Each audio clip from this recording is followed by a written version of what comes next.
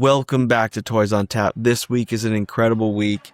We had a little bit of a mishap and an artist switch up, but we are so pumped to bring on Robert behind Manic and just to talk toys and talk about the real meaning of toys for some people and what it means to go from being so immersed in this and not making a toy to finally making a toy of your mascot and how incredible it is. If you want more Toys on Tap, you can follow, rate, review wherever you get podcasts.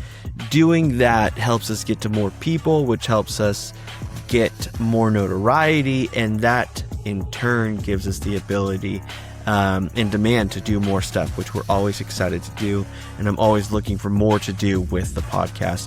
If you want to follow us on all socials, it's at Toys on Tap on all socials, and if you want to become a sponsor or support the show, shoot us a DM or send us an email, toysontappodcast@gmail.com. That's how you get in touch with us. That is how we can set up all the details. Now let's get to this week's episode of Toys on Tap. You know what's crazy? So we saw each other at Pasadena Designer Con. Yeah.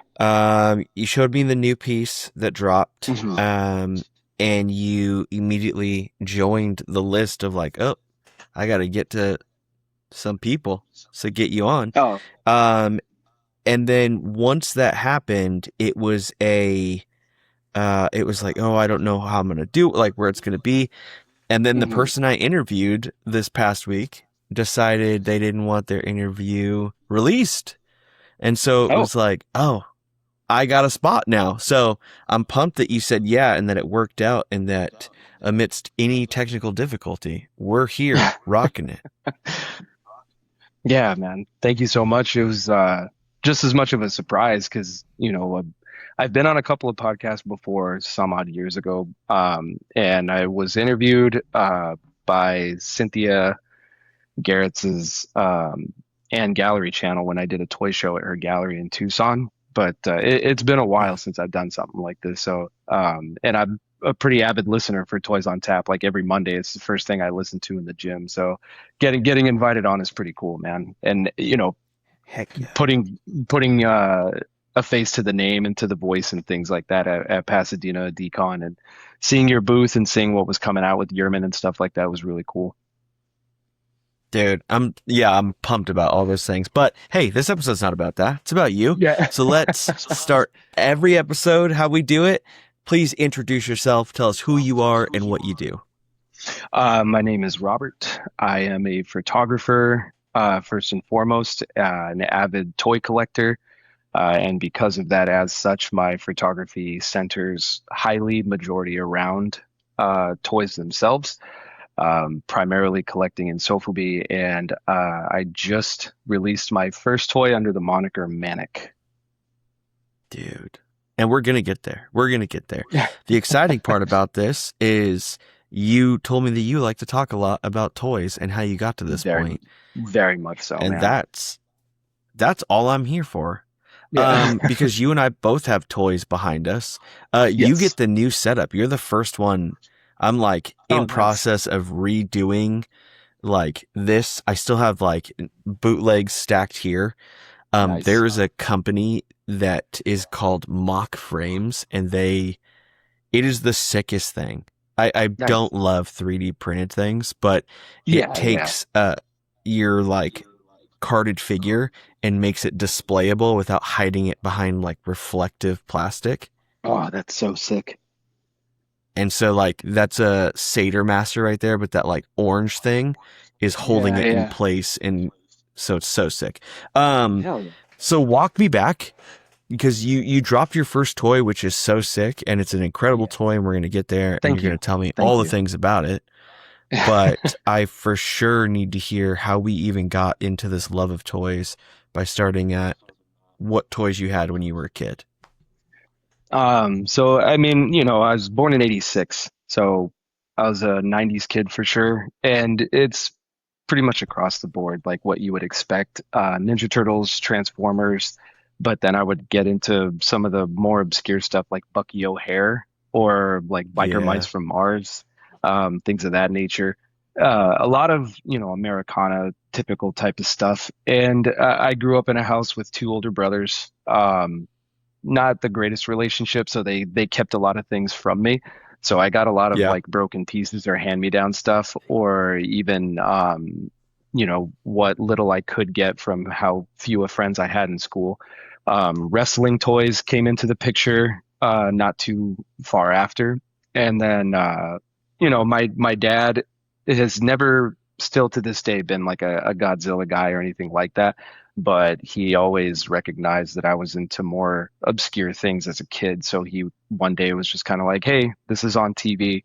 I think you might like it." And it was the first movie with Godzilla and his son, Manila, and that was my first exposure to Godzilla. I think I was maybe 9 years old, and that movie in particular was really cool because that one centers around a young boy that, turns on a radio transmission and he gets taken into Godzilla's world where he's hanging out with Godzilla's son. And, you know, I grew up relatively alone as a kid for the most part. So kind of like seeing that resonated with me and just seeing these monsters and stuff. But we also kind of came up in a bit of a more lower income household. So things like Godzilla toys and stuff like that didn't really come along until quite some time into like, being, 11, 12, and even into my teens. Like I still enjoyed these things with the imagination that I had. And I would eventually come into some bootleg Godzilla toys where they were just the really heavy, badly painted rubber versions that kind of looked Yeah. like him, but were terrible. But being that was the closest I could get, and the size of those things was really nice. So getting those was equally as exciting. And then I just kind of snowballed into more exposure to things like Ultraman, which the only Ultraman toy I had as a kid was this like 12-inch Garukadon figure that was just two parts. It was just the legs and tail and the waist, and everything else was all connected to it. And that thing was really huge, minimal painted. It was like brown, cheap vinyl with like purple sprays in the wings, had four Yeah. arms, this huge dragon head. And, that's kind of where a lot of it just sat with, again, just the minimal amount that I could get my hands on, but getting a lot of joy out of that as a kid. Yeah. You entered in, I mean, 9 years old for Godzilla. That's a cool, especially with the Yeah. like the classic ones. I Yeah. got my first, I think I saw Godzilla when I was like 8 or 9, but it was the 2000 or the 1998 one. I think that's the Matthew Broderick one. Yeah. And Still love that movie. yeah, like he's so like Godzilla's so little in that, and it's not this like crazy Yeah. monster thing. It's such a weird vibe. But you Yeah. also got a weird one with his son. Hmm. So that like such a weird like Godzilla's just been through so many different weird things that I Yeah. just I'm into the weird. I'm into the weird.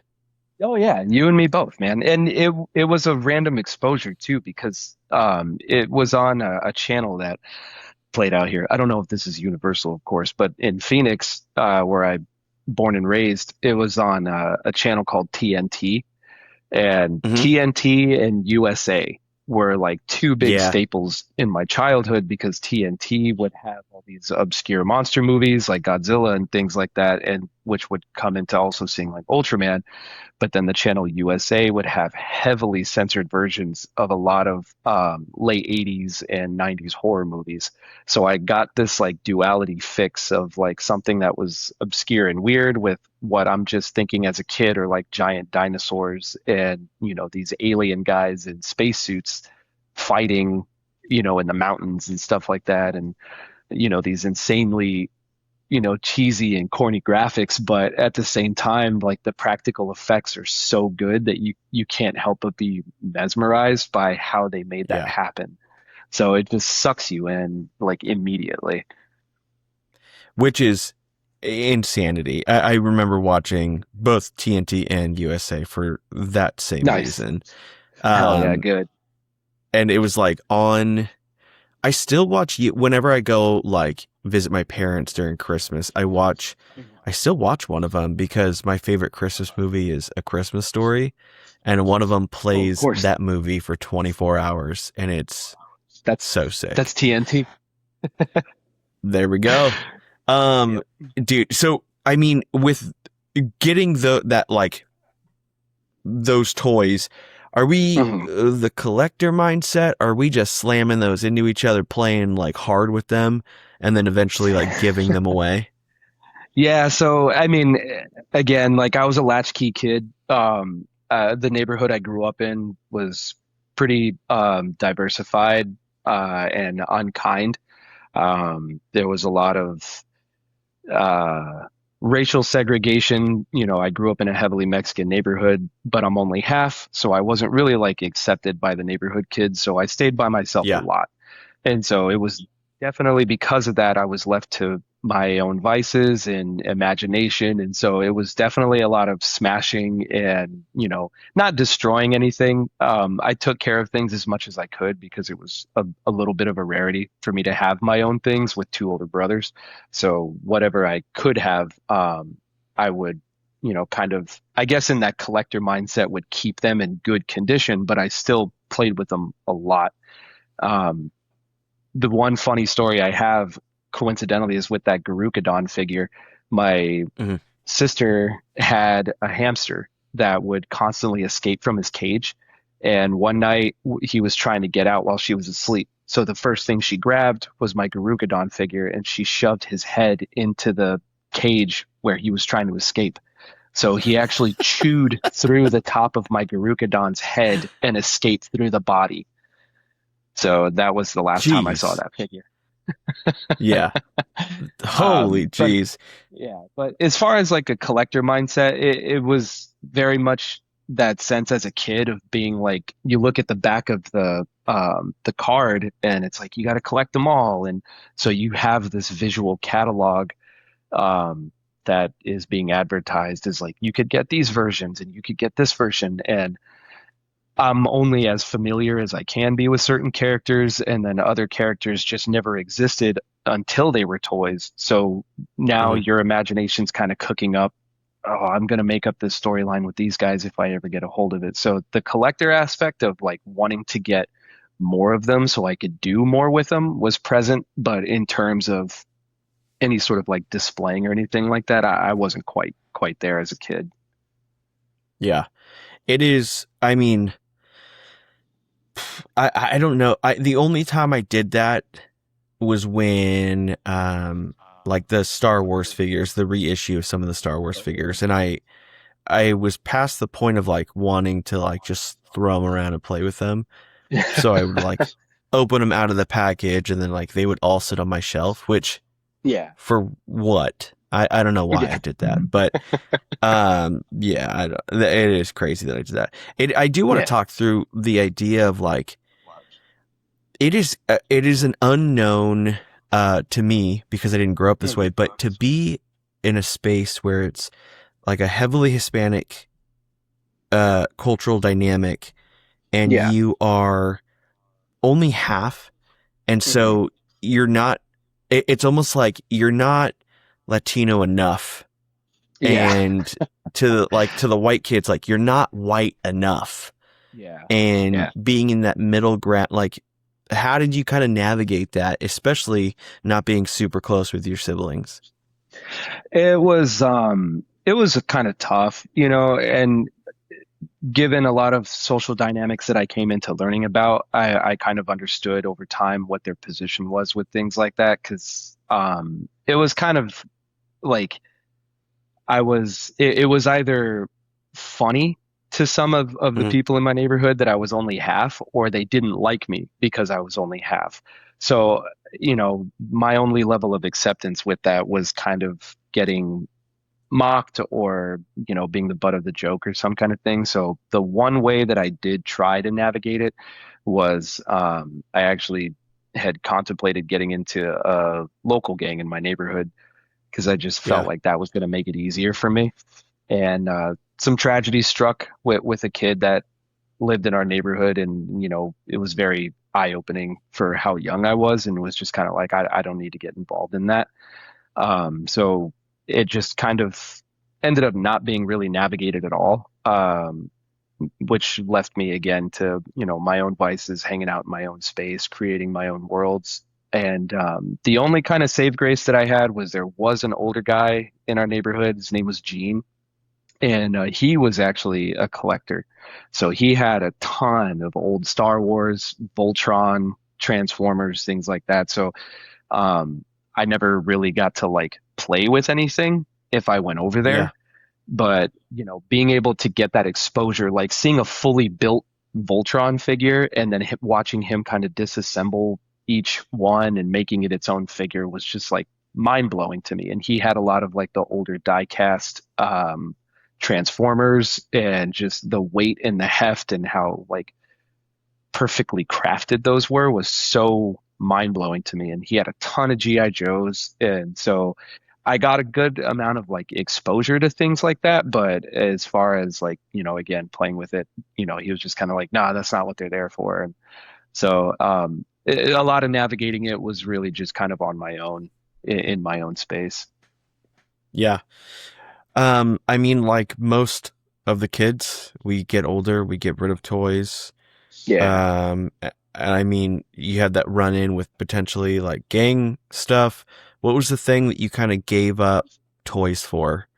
I mean, like we have early game systems. We have like Yeah. skateboarding is still relatively new and Yep. has moved Yep. east, coming from like Venice Beach. We have all kinds of stuff. So what are we giving up that kind of stuff for? So it's really funny that that's like specifically how you transition, like the skateboarding and coming from Venice. When I was in eighth Mm-hmm. grade, I met a kid named David King, and he was from California. And our school, the school I went to, was very mixed. So there was no really like predominant anyone or anything like that there. It was very, very mixed school. But David comes in, and he's like the first kid we see with like frosted tips in his hair and things like that. And he's got Yeah. like this completely different attitude. And, we're only in eighth grade, but this dude's like avidly smoking weed and stuff like that. And so, he brings skateboarding into the helm of our school a little bit heavier. And I I don't want to say it's like a cliche, but I do think it's the more frequent road that gets taken, is that like skateboarding is what kind of drew me away from like being Yeah. involved with toys. But it was also that my eighth grade summer transitioning into my freshman year in high school was the first time that I actually made like a core group of friends. So I hung on to that super tight, and they were all skateboarding and stuff like that too. So for me, it was very much kind of like finally getting into like a place of being accepted like for who I am. And so I'm like, I'm going to hang on to that as much as I can. So I got very heavily into skateboarding, and that got into a bit of like grunge music. I started getting into bands like Alice in Chains and Bush, Nirvana, of course, and then gradually started to get introduced to things like the Deftones and Marilyn Manson and Korn, of course, and then comes Yeah. Slipknot. And by the time my freshman summer comes in, it's all about like skateboarding and death metal is like pretty much my whole like summer going forward from there for a very long time. I mean, skateboarding and death metal, what a wild ride. Like I feel like Yeah. that is like quintessential eighth, ninth grade for me and my best friend. Yeah. Like the second we got turned on to those things, that is all we did. Going to underground shows, Yeah. seeing like screamo bands or metal bands play. Yeah, that Mhm. just feels like, I know you're a little bit older than me, but that feels like the vibe that we were hitting at the same time. Yeah. Um, Oh yeah, big do time. doing that, I mean, at some point art kind of kicks in because you do photography, and then Hmm. you have made a toy, which we're still going to get to, and then you Yeah. get back into toys at some point. So we have a lot of ground to cover. What pushes you Yeah. into art at that point? Because photography just doesn't pop up, and it takes so much skill and practice and all those things. So how did we first Yeah. dabble in that? So getting into photography as a whole actually started in high school. Once I got in, they were kind of like, you got to choose some electives, and nothing was really like sticking out to me except for like art itself. So I had an art class, and I kind of dabbled in drawing and things like that. So I just kind of figured that'd be something I didn't feel a need to take seriously, but would have fun with while I was at school. You're an adolescent. I'm admittedly a bit of a punk ass kid, and so I don't really care about like school. I just want to get through the day, and Yeah. so I'm like, it's a Mickey class. I'll take art. And they're like, well, you got to pick a second elective, and I'm just going through everything, and everything just sounds like mind numbing. And then I come across photography, and I'm like, whatever. And so I picked photography, and got into it, and it was all black and white film with Canon cameras. We loaded our own film. We loaded our own cameras. We developed our own film, and we had a dark room in the classroom. And it was something that I just kind of fell in love with instantly. And I had a lot of really solid creative moments in there, a lot of high points, and even photography in and of itself, I really only stuck with it while I was in school. So if it didn't pertain to like a class project or anything like that, I didn't really do anything with it, especially because coming up in the financial household that I was in at the time, buying a camera was very much out of the question.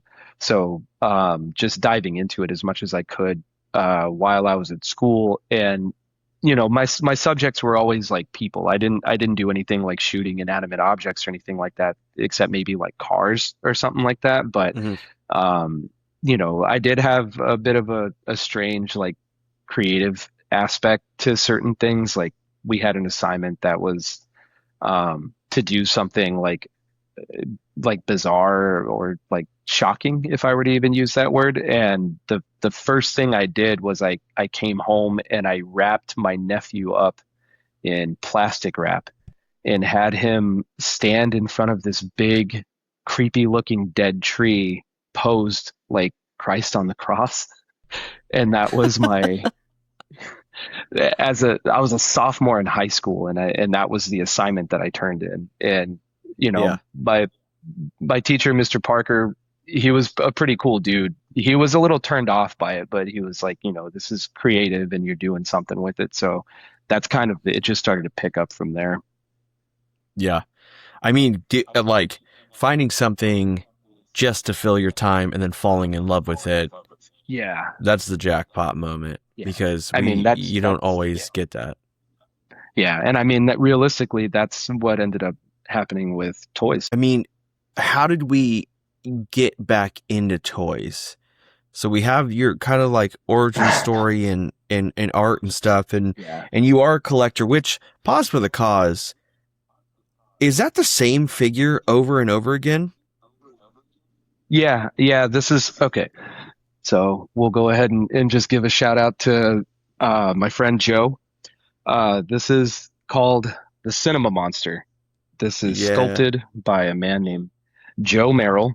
He's mostly known as Splurt, but his secondary entity for these types of figures goes by the moniker Secret Toy. So this was kind of his love letter to Ray Harryhausen and the Cyclops, and as Yeah. well as a couple other toys that exist in the sofubi world. I have 57 different versions of this. It is my favorite toy that I own, Mhm. next to the Obake Dog by Secret Base. So yeah, I have 57 different versions of this, and as well as it's tattooed on my palm. I got that some time back. Dang. That's dedication. I need to find someone that wants 57 of anything that I make. Holy jeez. Well, so Um, these figures on my hands, this is called the Obake Dog. I have 83 different versions of those. Holy hell. Yeah. It's like, it's crazy because it's a shock that you have 83, but it feels like a bigger shock that they've made 83. Oh yeah, they've been around for a long time. And just to kind Yeah. of clarify why I have so many of both of these figures. So the Obake dog is inspired by James Groman's Madballs from the 80s, which Hmm. I'm sure anybody who listens to this podcast is universally familiar with. When I was a kid, I saw the Dust Brain at a grocery Hmm. store and I showed it to my mom and she's like, that thing is disgusting, go put it away. So I'm like, soft trotting back to the aisle, and my dad kind of taps me on the shoulder. He's like, "Oh, we'll get it when your mom's not around." So it being the Obaki dog being inspired by the Madball kind of gives me that sentiment of a moment that I got to share with my dad as a kid. Yeah. And likewise with the Cinema Monster, my dad introduced me to that film as well, Seventh Voyage of Sinbad. And again, he saw the Cyclops and he saw like all the battles and stuff, and he was just kind of like, yeah, I think you might like this, and so he just put it on for me and on the TV, and he inadvertently introduced me to so much cool stuff that he wasn't even really into. He just thought I would be into it. So I'm an incredibly sentimental person, and getting that moment with him where he thought of me enough to just be like, "Hey, you're probably gonna like this." He kind of helped shift and shape a lot of my interests in the direction of where obviously my life has gone since, without even, I guess, necessarily wanting to or attempting to. Yeah. Jeez. Um, okay, so how did we get back into toys? So you go from being in high school, just trying to get by, taking hmm classes that you aren't super interested in, and then you fall in love with. At what point do toys kind of spring back up for you? So I feel like I have a very strange way of how this happened. So when Hmm. bear with me. In 2008, Android releases their phones.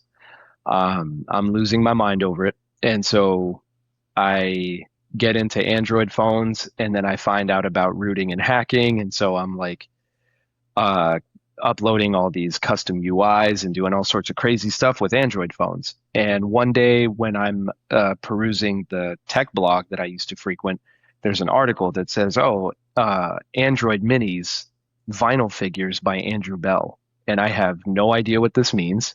And I just see a photo of the figures and I'm like, "Oh, these are really cool. Like, I love Android. These would be fun to put on my desk." And at the end of the article, it says check your local listings to see if anybody carries them. And so when I click that link, there's a listing for a shop under Phoenix called Red Hot Robot. Never heard of Hmm. it, no idea what it is.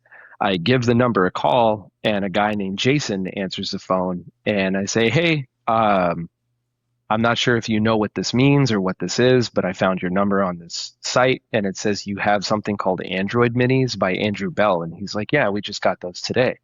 So the excitement of the fact that I can potentially get something like cool like this, like nowhere in the article does it say anything about toys. It just says vinyl figures, and I still don't understand what that means. And so Yeah. right after work, I shoot straight over to his shop, and the outside of it just kind of looks like it might be some kind of obscure shop, like a Spencer's Gifts or something.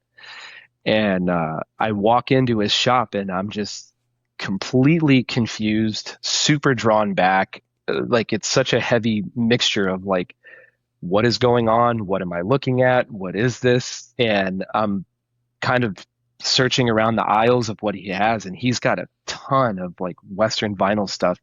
And one of the first things that I noticed was the Dunny by Kidrobot. It was an Mm. 8-inch version by an artist named Huck G. Huck Yeah. G primarily exercises his art in traditional Japanese of his style, and I've been obsessed with Japanese culture since I was about 9 years old. And so I immediately gravitated to this dunny that looks like a member of the Yakuza. And then I look down and I see the price tag says $125. And I'm like, Yeah. why the hell would anybody pay $125 for this? Right. And so I asked Jason, I introduce myself, he introduces himself. I ask a few questions. It's kind of in one ear and out the other because I'm still trying to even comprehend what I'm looking at. I ask him about the Android figures. He gets me a whole case and he explains to me the concept of blind box. And I'm kind of annoyed, but also more intrigued than annoyed because I'm like, you don't know what you're gonna get. Why? Like, I don't understand. Like, it just was not computing with me. And so, after X amount of time spent, I end up buying the whole case. It was $150, and I go home, and every single one that I open, I'm matching it to the side of the box, and I'm like, oh man, I got this one. And he's explaining to me what ratios mean for blind boxes. And so I'm sort of like, okay, I got this one. I got this one. It says I got this one. And I'm getting excited to have a complete set of these. And there's two that are missing. And I'm like, why are they missing? Like, why aren't these in here? And so I start getting online and I'm checking why they're missing. And then I find out about the chase figure. Mm. And so then I start searching for the chase figures, and then eBay shows up, and I find the chase figures, and people are selling one for $75 and the other one is for $100. And part of me is like, this is the dumbest thing I've ever seen. But another part of me is like, I really want these. So that Yeah. day, I created an eBay account. I bought both of them and got them in the mail. And just that was the first complete set of like vinyl toys that got me back into collecting toys. And from there, it was just a rabbit hole of deep searches and joining forums and finding websites and discovering artists. In one day, you spent $320 on vinyl Yeah, toys. without even knowing what the Which, hell was going on. yeah, which I think that's the most shocking part. The Yeah. $320, I own a couple figures that were around that, so that doesn't surprise me. But it's Yeah. the like day one, we're marching into this and Yeah. just cooking.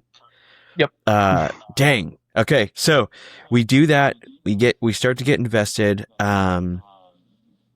Yeah, it is a crazy way to start with Dunnies, and then to see Dunnies, to see the name Huck G, to like get invested in that, and then vinyl toys, and then to see blind boxes, all of this, and then all the money spent right Yep. in the middle of the crash that's about to hit the US.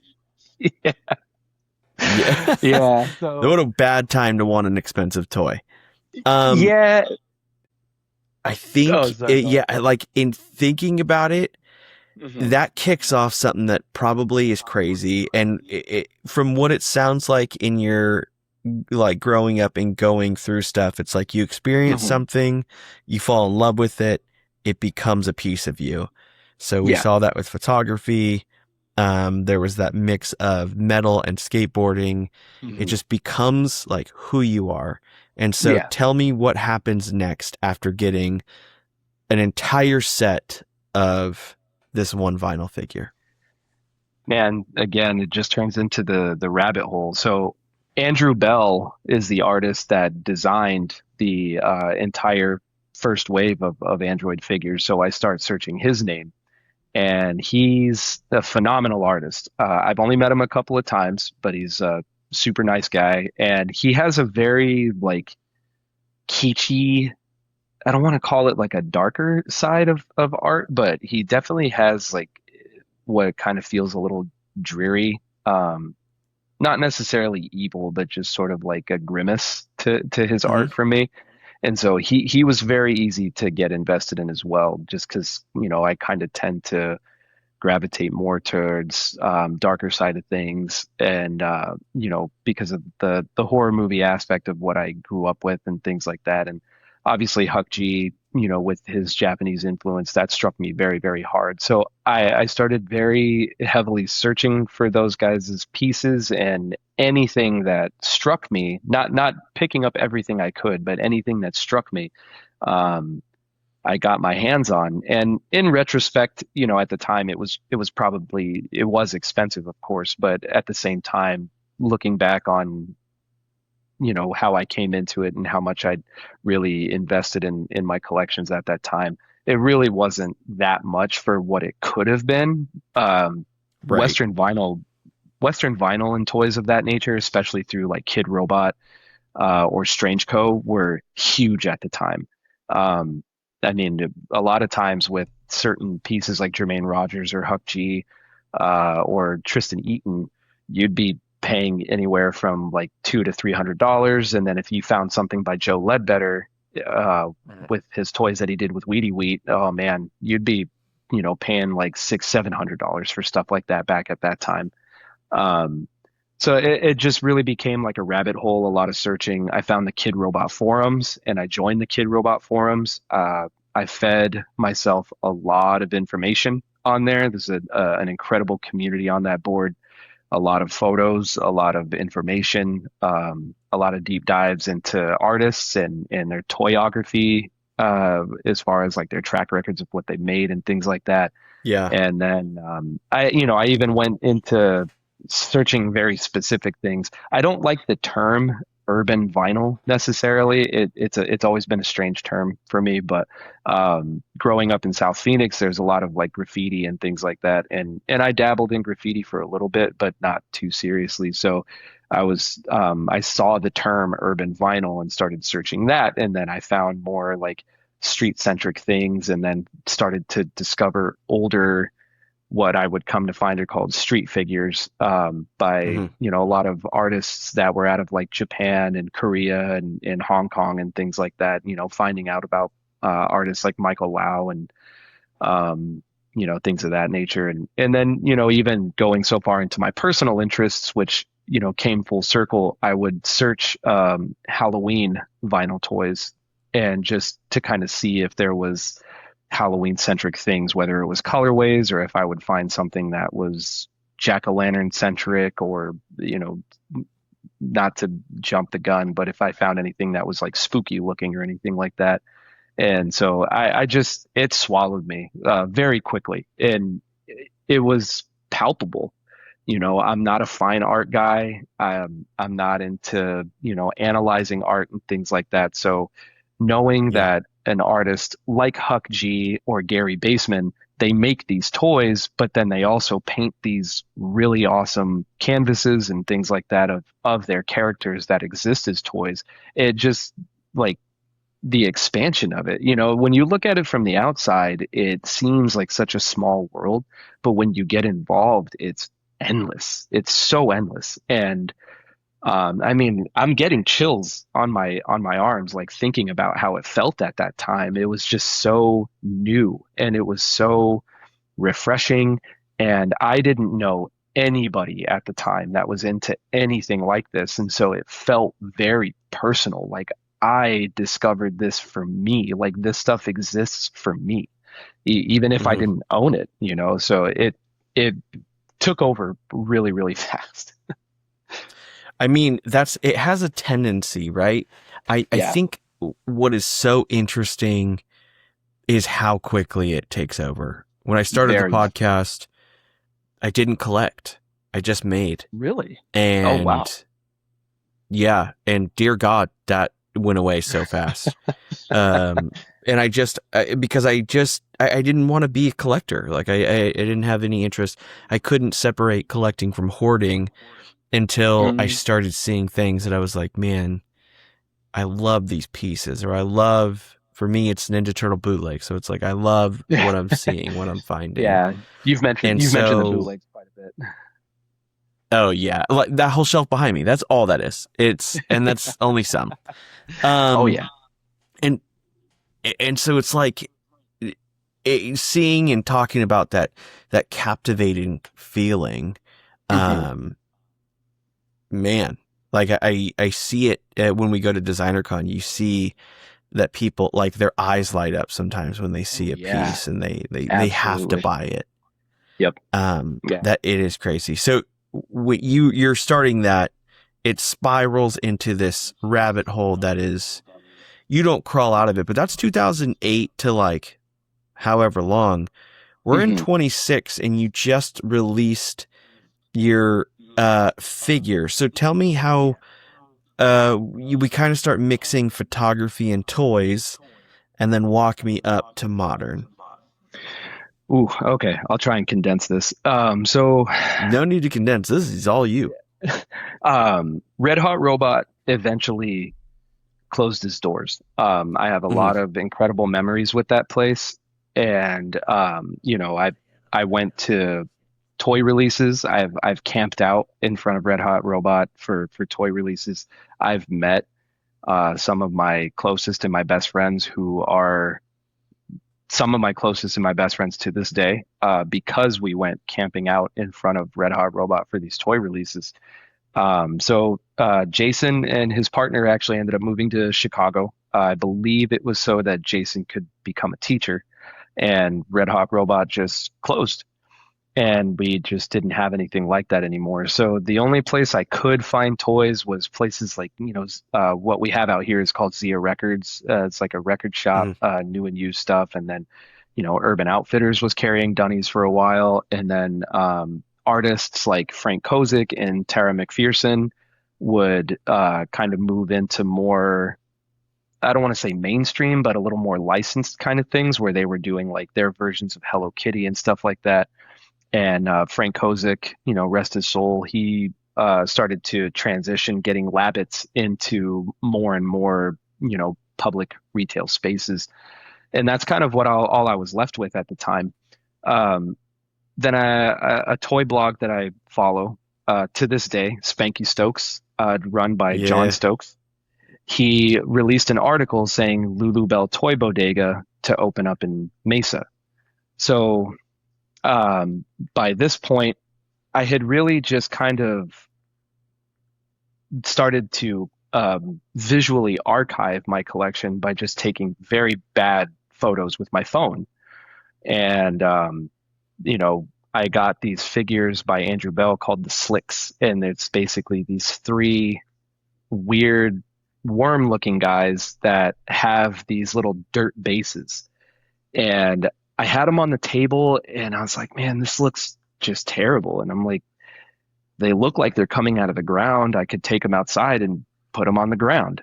And so that's one of my earliest photos that's still on my Instagram is putting the slicks in the grass and made it look like they were digging their way out of the dirt. And so it Dope. really started to take off from that. And then Huck G released his Dunny series called Gold Life, and it had a bunch of Japanese characters. And so I was positioning them in like fight positions, and I had these mock Kill Bill Hattori Hanzo swords, and I was like putting the swords like mounting them, but making it look like the Dunnies were battling on the sword with their own swords, and it just spun off after that. I bought Jeremy Fish's Turtle Camper and would take it out into desert landscapes, and so that's where it really started, and just kept picking up from there and there and there in terms of the photography, Yeah. as in relation to where it started. Um, so then I go to Lulubell. I believe this is Yeah. around 2011 when Amy opens the shop in downtown Mesa. And I go in there and I'm still only familiar with Western toys. And so I go in there and she has a huge shop. It's got an incredible selection of just Western vinyl. I'm seeing stuff from, Toy Cube and man, I'm like my head is spinning with how much stuff was in there. And she just had so much old stuff that I'd never like seen before until I went to her shop. And so, introduced myself, bought a couple of things, and you know, at the time I was going towards the back of the shop where she kept like the sofubi. And unbeknownst to me, she had figures by companies like M1 Go and Marusan and things like that. And I didn't understand again where I'm like, okay, I can buy a dunny for like $10, but why is this M1 Go Godzilla 85? Like this isn't making sense to me. And then I would turn around and see um, toys from like Max Toy Co. where it looks like Godzilla, but I'm like, is this the same kind of thing like I had when I was a kid? Is this like a bootleg version? What's that? And so now Amy is educating me on sofubi, and she's like, yeah, it's an entire culture in Japan. They basically resurrected these classic characters, and now it's turned into the collector space. That's the very short end of it. And I'm still not really like won over by it. Hmm. And but until one day I'm looking through the cases when I came by for a visit, and she has what is called a fight figure. And it's basically a toy that is wearing like sap gloves, and it has, boxer shorts, and there's bandages on his hands and bandages on his feet like Yeah. he's a kickboxer. And I'm like, what is this? What is this? And she tells me what the fight figure is. I'm like, well, I love Muay Thai. I love, fights and things like that. And this particular version was donned after a Japanese punk band called Balzac, which is essentially Japan's version of the Misfits. And it's their mascot character called the Bagman. And it's like their skull version of this guy, and he wears like a bag over his head, and it's this fight figure, and it's only 4 inches tall, and he literally just moves his arm up and down, and the bag comes on and off to expose his skull face, and it's made by a company called Secret Base. And now I'm starting to get swallowed all over again with something completely brand new. So my very first Sofubi toy was a Secret Base fight figure, inspired by the band Balzac from Japan. And That name that is really, wild, by the way. yeah. And so that it basically just kind of hit a replay button all over again, like now I had to go home and search who's Secret Base. This particular version was released in conjunction with Super 7. Okay, who's Super 7?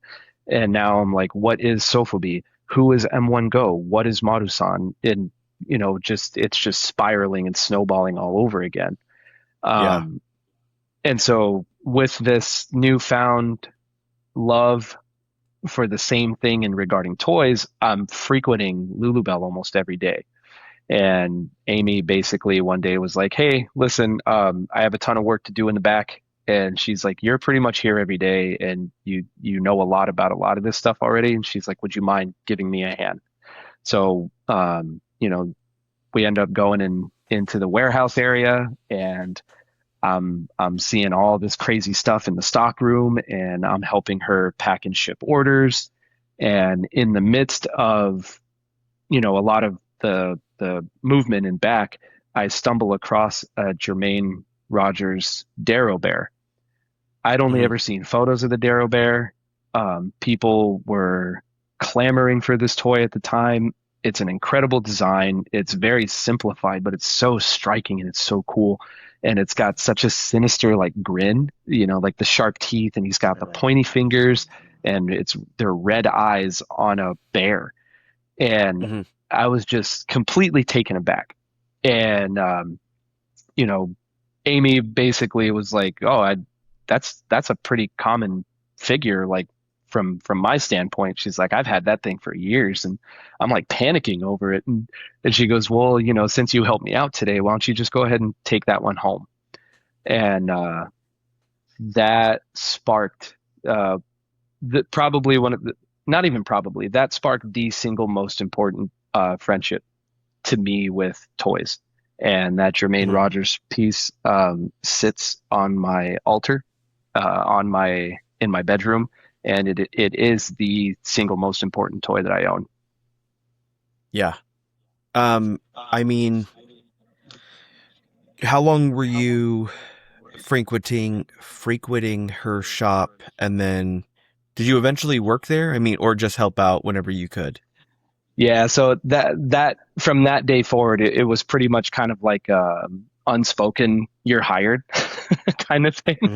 Hmm. And I was coming in almost daily, hanging out for anywhere between like 2 and 4 hours a day. The shop itself was only open from noon to 5, but she was there from like 8 in the morning until the shop closed. And Yeah. what essentially made it kind of like official was one day she was like, she came in a rush and was like, I have this meeting. I got to take, I think she had to take her kids somewhere at the time. Mm. And she was like, I have a huge favor to ask. Would you mind watching the shop? And so she got her things together and she handed me the keys and she's like, I need you to understand like how big this is for me to leave the keys with you. And, obviously I understood very much. And so that pretty much was the day that it was kind of like, all right, you work here now. And, Yeah. I was her right hand man, uh, between the shop and conventions and things like that for about 11 years. Which is incredible. Um, which means I do want to talk, like, how did you process the stuff that happened? I mean, to be completely frank, I still process it to this day. Um, Yeah. there's not a day that goes by that I don't think about her, that I don't thank her for everything that she's really shifted in my life. Not to get too crazy personal, but I was a much angrier, much more contempt-filled person before I met her, Yeah. and just the way that she kind of exuded positivity and really just changed my perspective on the way I should think about things, think about life. Like she put me in a space where I could truly kind of like appreciate being alive. And that wasn't even just with toys themselves. Like she was very Buddhistic in her train of thought, but not by any stretch any sort of like religious practice. Um, I actually have a mild homage to her on my knuckles is the word kindness tattooed. Anytime I felt like I was, wronged, or if life felt like it was beating me down, she would always tell me, kill them with kindness. Just kill it with kindness. Don't feed it. Take something out of it. Get something out of it. Don't sit in it, sort of thing. So, um, processing the loss is difficult on a daily basis. I wish she was here to see everything that I've been able to accomplish since she's Mm. left. I wish she could have met my daughter. But I feel like I carry a piece of her with me every day, especially anything that has to do with toys. And Yeah. a big part of that is, again, I'm jumping ahead, so like I'll mention this and then we'll rewind back. But every single toy release that I do with my figure or anything else that I may subsequently release after this has a symbol of a heart with wings that says "For Amy" on it. So she's, as far as I'm concerned, immortalized in anything I touch. Got a little teary eyed there because that is, I'm holding back, man. yeah, it was from an outside perspective, it was really like such a wild thing to see. And then having no connection, but then hearing story after story of how this single person impacted so many people and was Yeah. just the heart and soul of like a movement. And so I am like deeply sorry that impacted you so, and that happened and sent you into some turmoil there. I appreciate it. And, she's, to this day, I still get messages from people, whether it's provoked in the sense of if I post anything about her, or even if I don't, sometimes people will just message me and just tell me like, "Hey, man, just want to let you know I'm thinking about her today." And she did the smallest things that made the biggest differences in people's lives, just because she knew that that's kind of what this world of like toys and things like that could do for people. You know what I mean? Like she opened up so many spaces and created so many spaces for people, and she made everything and everyone feel important as it should have been. And the loss is very much felt, but at the same time, like I try my best to carry everything that she gave me and put it back out there. I'm not always that successful about it. I'm human, but um, She really did shift my train of thought and my thinking and the way I operate in more ways than I think anybody in my life has since. Yeah. So, Well, I mean, a perfect transition is really to talk about like how you are making and doing the thing that she inspires you to do. So take me to the point when you realize you want to make a figure. oh man, so it really was a very, very slow transition. And I continued with photographing toys for a very long time. Um, there was a blog that is, if I remember correctly, is still active called Toybot Studios. It's run Hmm. by a man, a friend of mine named Kirkland Jew. I believe he's based in California still. He was an incredibly avid collector. He still collects, but he's a bit off on his own track at the moment. That's kind of outside of toys. But he ran this blog that, highlighted a lot of what at the time was very difficult to get a hold of. He was obtaining and photographing toys by, Pushead, Reelhead, Hmm. Paul Kaiju when he was in his very early stages, getting toys from Japan by Blopus and things like that, and Cure Toys and a lot of similar. And he just had this incredible style of photographing his toys.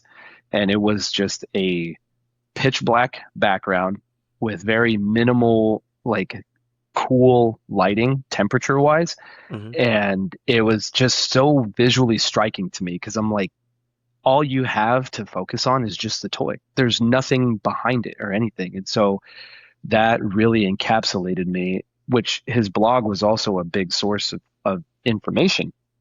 So, I frequented that and just kind of continued getting into my own lane and trying to kind of figure out what I'm doing with a DSLR camera that I buy by this time.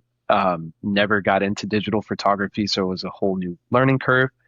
And in the midst of getting more involved with toys, more involved in the community, and joining another forum called Skullbrain, where it's pretty much nothing but sofubi centric, with a lot of these Japanese artists and very heavily in some of much of the American artists that exist now. I come into contact with another photographer named Jerry Lean.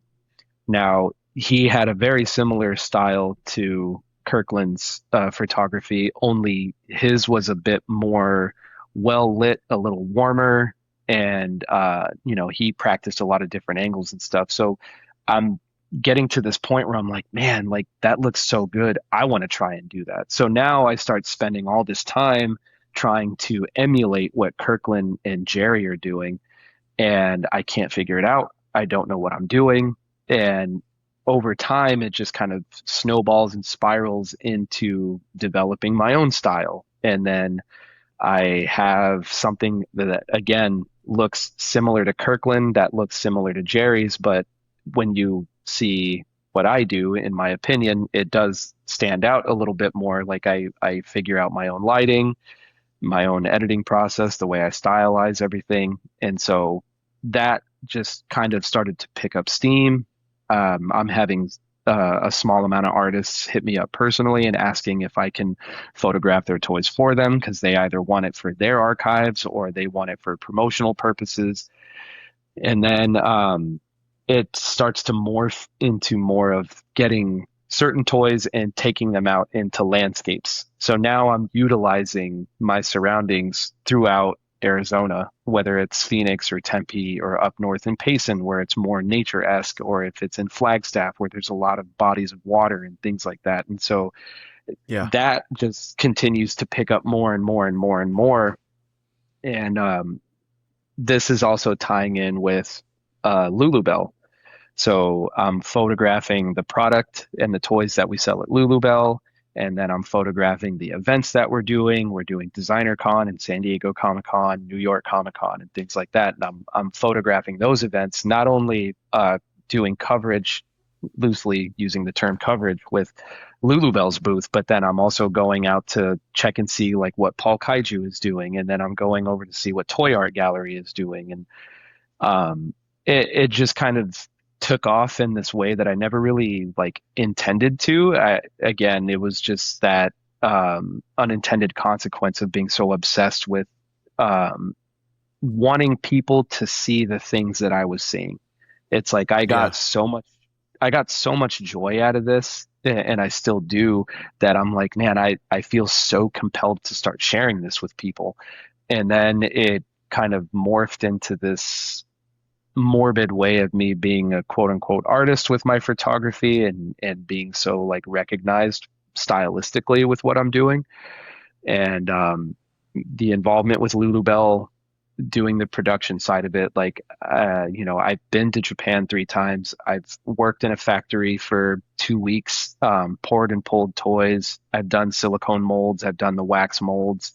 I visited the oldest soft vinyl factory in Japan, and I did blog posts about that when I went out there and saw the entire process of them starting out making fishing lures, to making Mickey Mouse toys, to making Felix the cat toys, to making Cupid dolls, to making just regular kids dolls, into transitioning over time into making a lot of the Toho and the Subaraya toys, into making what we collect today. So I've been involved in just about every aspect that I could possibly imagine. I with Lulubell, I used to cut and assemble artist toys. Like that was a big portion of my work, was cutting and assembling toys. And then a lot of the artists would ask me to photograph them after they were cut and assembled. And so I just began building all these relationships with collectors and with artists, and with brick and mortar shops and things like that. And throughout this period of time, I'm constantly asked, "Hey man, when are you going to make a toy? When are you ever going to make a toy?" And it's just kind of like, at the time, it's similar to how you felt, where you were kind of like, I'm not mixing the oil in the water. I don't want to be a collector and then somebody who makes something. Like it just didn't really resonate with me. And so for the longest time, I would tell people like, I just like collecting them. I just like photographing and being involved. Like I don't really feel the need to make something. I'm also not an artist. I can't sculpt. I'm learning how to airbrush at this point, but in any traditional measure, I don't really like stack up to all these contemporaries that I'm building relationships with and watching them do all these amazing things. So um, over time, Amy would always encourage me, like, you should make a toy, you should make a toy, and it it got to a point where I started coming up with ideas, and they were like fun, but nothing was really landing. And then I just kind of dropped it after a while. And obviously tragedy struck, and I kind of pulled away from toys for a while after that happened. It was hard. Uh, I stayed visible, but my own personal interest had kind of like waned after a while, and there were times where I kind of just felt like letting everything go and just not being involved at all anymore, because it felt like the biggest part of me had kind of like left with her, and it Yeah. for a while didn't feel right. After a while, to I'm like, she built so much up, not only for this community but for me, and she's such an integral part of why I got to do so many amazing things. I only went to Japan for 2 months because of Lulubell. I only met these artists because of Amy and Lulubell. I only got involved with sofubi because of Amy. And so kind of getting back into it and taking the time, and it really just kind of took on its own legs after that. And really how the toy itself came about was also kind of an unintended consequence in and of itself. Um, I'll get into that if you don't have any other questions. I realize I'm talking a lot right now. Well, I no, it's I'm glad you are, because this is your episode. The going from not having anything land and then leaving toys and then coming back Mhm. and now having a toy. Um, Mhm. I do want to talk through like what it's like making this one, um, and how we kind of settled on this one. Like, why is this the one that was Yeah. like, this is what's landing?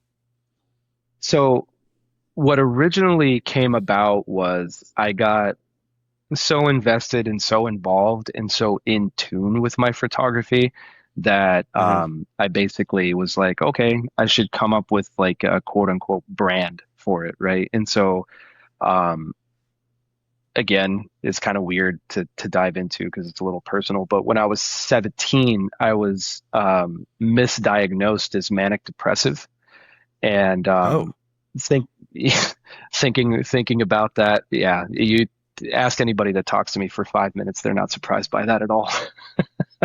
Um, but I was kind of like trying to think of like this moniker, and I kind of started to think about again the darker aspects of like my train of thought, my personality, even some of the imagery that I produce with my photos, and it kind of got onto that track of like my mental health state at the time and things like that. And I was like, well, I was diagnosed as manic depressive, but manic describes how I approach toys. Like I am manic about it. Like they excite me. I get very overwhelmed in a good way. They're insanely positive to me. It's given me a lot. And so I landed on the moniker Manic for my photography, which turned into Manic Images. Um, and over time, I decided that I was going to come out with a coffee table book of my photos. And I didn't want to just have like a saying, like I just didn't want to have a book and put it out there. I'm very, very big on presentation. Um, I was a drama kid in all 4 years of high school, as well as the photography. So I'm very into theatrics. And so I was just kind of like, well, all right, I need like a logo. Like, let's get a logo together for it. And by this time, I had developed a strong relationship with the guys with Bog Squad out of hmm. Connecticut. And, one of the guys, David, hopefully he doesn't kill me for mentioning him by name. He's a phenomenal artist. And I'm very like, in tune with those guys in terms of Hmm. like the interests and how we think and view art and toys and things like that. So I had seen so much of David's work, and I approached him and I was like, "Hey man, so I really would like for you to help me design a logo of my name, the moniker Manic, but I want to make the letters all Halloween centric." And so he was into the idea. And I told him, I said, I want the M to be a bat with open wings, make the A witch's hat. The N could be a scaredy cat with an arched back. But then I was like, but I don't know what to do for an I or a C. And so I gave him creative liberty. And what he came back with was the letter I is a candle burning at both ends, because that's kind of how all three of us operate, not only when it comes to toys, but just life. Like life itself is so stressful. So many people are operating with the candle burning at both ends. And then the letter C, he just made this like slimy grub worm. So now I have the logo with my name, and then I'm very into like mascots and mascot toys and things like that. And I'm like, well, now I want like a physical, excuse me, not a physical, but like I want a 2D mascot, like a character to go with my photography. And so we're talking about what we want this to look like. And he's like, well, I'm very much an idea machine. I come up with tons of ideas all the time, good or bad, Hmm. subjective, but I'm always thinking about something. And so he's like, "Well, tell me what you think you want this to look like, and I'll translate it on paper, and we'll go back and forth with it." And so I am a huge fan of Bounty Hunter out of Japan. They made the first designer vinyl toy in 1997. It is the mascot toy known as the Kid Hunter, and this is him. So this was my number one inspiration. And Heck yeah. I said I want to mimic the Kid Hunter's pose, but I don't want to copy it. Like I wanted to be inspired by this. And so that was the opening stage. And then I'm huge on Tom and Jerry, grew up on cartoons like that. But I'm huge on Tom and Jerry. And so I'm like, but now I kind of want to have like a Halloween cat that looks like Tom the cat that's inspired by that. And so we go through a couple iterations of that, and it's coming together, but it feels a little not soulless, but kind of like empty, like something's missing. And I'm like, there's no like flair. There's nothing about it that is like saying this is what it represents. And so Yeah. then in the midst of the things that I'm inspired by, I look to this guy. And this is a Halloween decoration that you put little candies in the back of. It's by a company called Rosbro. This is from the 60s. And so I'm sending him images of this, and I'm like, all right, let's try and marry this with it. And so we go through a couple more iterations of that, and that becomes the 2D mascot. Now, fast forwarding quite a bit, I was approached by someone that was interested in taking that and producing it into a toy. It was never the intention to be a toy, but because I had invested so much time and thought into the design and the elements, and David took so much effort into translating it for me, I'm like, you know what? Yeah, like, cool. Let's go ahead and make this a toy. Let's do it. That unfortunately fell through, though admittedly I dodged a bullet, but that was kind of dead in the water for almost a year. And then the Bog Squad guys were having a meeting over their own toys. And while they were going through their projects, they floated over the cat. And one of the guys was like, "Man, what happened with that? Like, why did that not get produced?" And David told him the story, and Eric, who is David's partner in Bog Squad, said, "Well, dude, why don't we do it?" He's like, "This design is too good, and you guys spent too much time on this. If it was supposed to be a toy, then it should be a toy." And so Mm. they approached me about it. It was a very simple, straightforward conversation. I was kind of like nervous about it because I had been involved with toys for so long, and I had been asked to, when am I going to make one, for so long, that I was just sort of like, I don't even know if this is really a good idea. But I got really excited at the prospect of like seeing this in 3D and finally having something. And then, I got an overwhelming wash of a lot of encouragement that I would get from Amy when she even initiated the thought process of like, you should make a toy. So I'm like, you know what, like there couldn't be a better time than to do this now. And so I approached Joe Merrill, who I mentioned earlier, an unbelievable sculptor, man. This guy is an absolute machine. His creativity is boundless.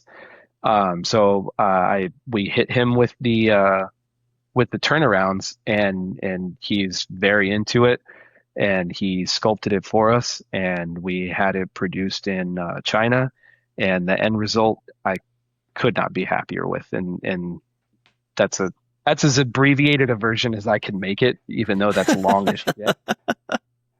It's Yeah. I mean, this whole thing has been a process. yeah. And you brought it, what was enticing about the figure Hmm. was because we hadn't met Yeah. before Yeah.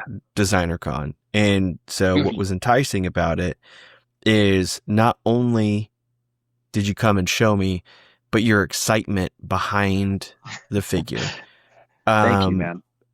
yeah, there's something about that. I interact with enough toy artists and creators, and have now for 5 years, that there is something different from people that are just making stuff because they Yeah. don't know what they want to do yet, and they're just out there making, and someone Hmm. who is like put heart and soul into a piece, and Yeah. it showed, and it was really Thank you. cool to see that. And um I did like the pose and how it worked out, and I did Thank like you. the bucket that comes with it. It Yeah. was like everything about it just screamed like cats are like so iconic Hmm. especially in our generation of growing up. I mean, we have Yeah. Tom and Jerry, which is like huge, but then you have Hmm. like Itchy and Scratchy from The Oh Simpsons, yeah, which like exactly. screams like kind of Yeah. Halloween and weird. Oh yeah. Um, and so it was a really cool piece to see in person. So tell me Thank you. about the releases, the drops, like all the stuff that kind of has centered around this. Okay. So I actually do have it here with me. This is him. So again, mimicking but not wanting to copy. You can see the Yeah. obvious influence, the obvious resemblance. Um, this is the little Halloween pail that he can actually hold in his hand, you know, Yeah. just like that, which is a very obvious draw from the Rosborough cat. So it's a lot of direct influence, and David, gave a lot of creative liberty with his input on top of the project. So Spooky is named after my late cat, Spooky. He was an orange Mhm. tabby. I love that cat to death. So this is kind of like my homage to him. The character itself has no backstory. Like he doesn't come from a certain world or anything like that. This toy is an amalgamation of things that I love, which in a very passive aggressive, unintended way is this is just me. It's a cat that is obsessed with Halloween and he's wearing a hoodie. I Mhm. own more hoodies than I own t-shirts, and I usually wear them all year long. And I just think mascot toys, in and of themselves, mascots have always fascinated me since I was a kid. Like before I was old enough to understand what a mascot does for companies or anything like that, I didn't know what Captain Crunch was called. I didn't know Mhm. what Fruity Pebbles or Golden Crisp was called. I just saw Captain Crunch. I just saw the Jolly Green Giant. I just saw the Pillsbury Doughboy or, Bob's Burger, Bob's Burger Boy. Like, and that was the recognizable thing for me. And so the Kid Hunter by Bounty Hunter was not intended to be a toy to be sold, from what I understand. This is just a rumor mill, but they translated a design on a t-shirt into the toy. And they Mhm. used the toy as a marketing tool. They said, if you come and buy our t-shirts, you'll get this toy for free. And so that's how the Kid Hunter originally got out, from what I was told. And just even from a marketing perspective, I just find that so like fascinating and unique by And late 90s backwards now. standards. Yeah, Yeah. very much so, right? And so um, I really felt gravitated towards the fact that I was wanting a mascot for my photography. And while it still is at this point, it is now like a physical representation of kind of like me and my main interests, which is like, cats, hoodies, Halloween, and things like that. And I even have like a loose. I doubt you'll be able to see it, but on the back of the cat, there's like a little X over his butthole, and that's actually that's paying homage to Frank Kozik. He Yeah. to this day, Frank Kozik is the only toy artist that I was kind of like starstruck over. When he approached Amy at DCon 2014, I was just mystified. He's a very large man, and he's so intimidating because he's so like, he's an older dude.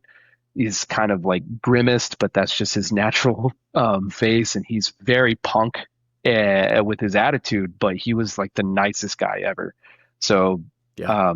that was just another piece that I felt like I wanted to put in there. As far as the releases go, so far I've only had one.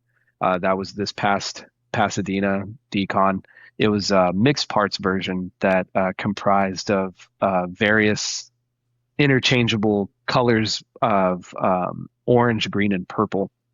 And that was very intentional to reflect back on the 90s McDonald's Halloween bucket colors.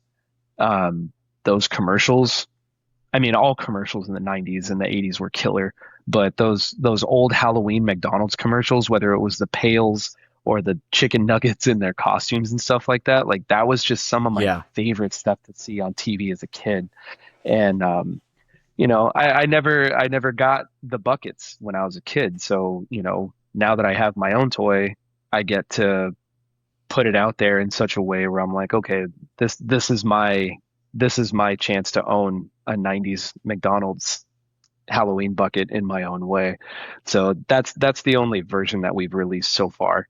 I guess in a broader sense, this is the first time I'll openly be able to say the first official version of Spooky will be available online in sometime in October, and then Awesome. the second release after that, which is technically the third, will be available at DCon, and these will both be fully painted versions that'll be available. Dude, crushing it. Crushing it. Yeah, I did I see the mixed part one was fun, and I really liked thank seeing you, it. man. And it does paint. I mean, and those are Halloween colors in general, and so Yeah, it in paints general, yeah, the like such a fun piece. And there's yeah, something about fun pieces that I'm drawn to. I'm looking at my sure. shelf right now, and there's no rhyme or reason for some of these things that are on my shelf other than I thought the piece was fun. Yeah, yeah, exactly. And And so, yeah. it is a little ambiguous in that way, where again, he has no central backstory. It's just, it's a Halloween cat with a little bit of a punk rock element to him, with like the spikes in his fur and tufts, and he's a little beat up, and so he's, maybe been through some things, but then he's like Cyclops. He's only got one eye, and that's partially a creative liberty from David of the Bog Squad, but also kind of like again taking it back to Harryhausen and my dad introducing me to the Cyclops. So it's just putting what little pieces of me that I can in there, even on the bottom of the figure where you would see the foot stamp for toys and their makers. One foot has the logo for the Bog Squad. Those guys have been unbelievably instrumental in having this come to fruition, and they have worked incredibly hard. They're unbelievably awesome and fun to work with, the ideas and the conversations and everything. So their foot stamp is very much on this, of course, to pay respects to the fact that this would not exist without them. And the other foot stamp is my logo, which has an M with married with an upside down cross to emulate the I, so it's almost kind of like Manic Images, but on each side of the logo is a half moon, one representing my partner Cynthia and our daughter Luna. So it's the two halves of the moon coming together to make the three of us present on every single one of these that comes out. Holy moly. I mean, what's crazy too about this is you're not only do you breathe life into your toys, but even Hmm. more so with like the stamping of the toy, there's more life given, which is Yeah, incredible. yeah, and that's something that like I've openly said this quite a bit, whether it's been on like an Instagram post, a blog post, and very much in conversation. Toys are just toys. Like, Yeah. pardon the language, but this shit is just shit. It's just stuff. If you're not collecting it with the intention of enjoying it, if you're not having the conversations, if you're not talking to the artists, if you're not excited, these are just there.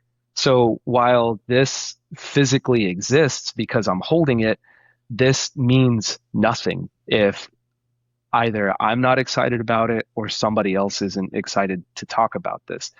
I actually had a collector who got a hold of the mixed part version that did make an online release, and he messaged me and he said, "This is the first toy that has moved me in over 8 months."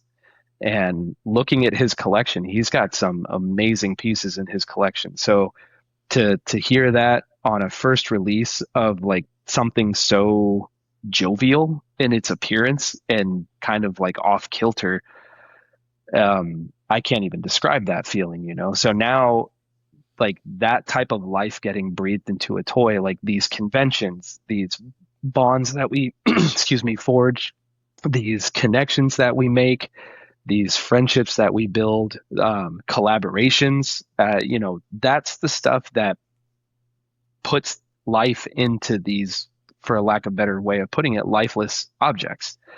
And for me to be able to come across in such a way is like not only a goal, but to have somebody outwardly say that is like, man, that's a great feeling. Dude, I think that's the best way to end right there. Like to end on that kind of a note is the Right on. chef's kiss of like this is like if you care about it, that's what matters. Yeah. Oh yeah. But holy moly. Uh the last part, since now we know what's coming next, which is releases in October and at DesignerCon, the last part of the podcast is plugging all the stuff that surrounds you and what you want people to know. And so please, please plug away. Sure. So my main Instagram, where you will find like my toy photography, is Manic_Images. But images is spelled with a 1 for the I and a 3 for the E. The toy page, which is still relatively new, so there's not a whole lot of stuff on there for it, is Manic_SVXCC. My partner Cynthia, who is responsible for the original header art on the first release, her Instagram is go_off_tiger. And of course, would not be able to end this without shouting out the Bog Squad dudes, with their Instagram being at BogXSquad. Holy moly. Dude, thank you for coming on Toys on Tap. Absolutely, man. Thank you so much for asking me. This was really cool. I feel like I babbled like crazy, but again, I told you ahead of time, like I could talk about this forever. So